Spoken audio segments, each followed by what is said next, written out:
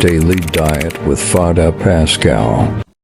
The God who reveals himself in the Old Testament also left his fingerprints all over his creation. That is, there is always a fulfillment of the Old Testament in the New Testament, said Augustine. The first reading tells us how the prophet Elisha, by invoking God's power, fed 100 men with 20 belly loaves. This same miracle was foreshadowed in the New Testament in the Gospel reading, where Jesus Christ fed also 5,000 men, excluding women and children, with 5 loaves of bread and 2 fish. On account of both stories, we saw the hand of God manifested in abundance. That is, there were plenty to eat and there was left over. From the both stories, we saw an act of generosity displayed in the man who brought 20 belly loaves to Elisha to feed 100 men, and from the little boy who brought 5 loaves and 2 fish to feed 5,000 multitude.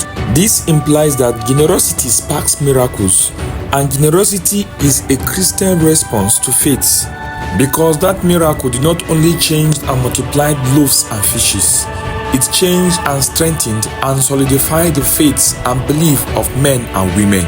And equally, generosity or kindness does not have to do with status or class or state. So we need physical hunger satisfied before we are challenged to satisfy the deeper hunger of love, mercy, and forgiveness.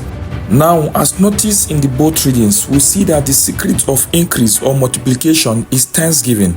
We saw Elisha giving thanks. We saw Jesus Christ giving thanks as he received the bread and the 2 fish. So the key to increase and the secret to increase in life is thanksgiving.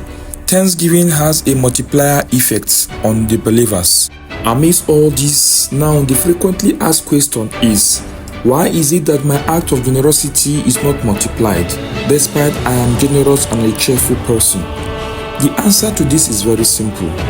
The amount of smiles you put on people's faces, the hope and joy that radiates, are multiplied in people's life.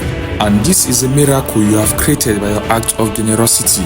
Remember, Jesus Christ said to the disciples, "You give them something to eat." So we are called to be provider and multiplier of bread for the needy. Nourished by His words daily.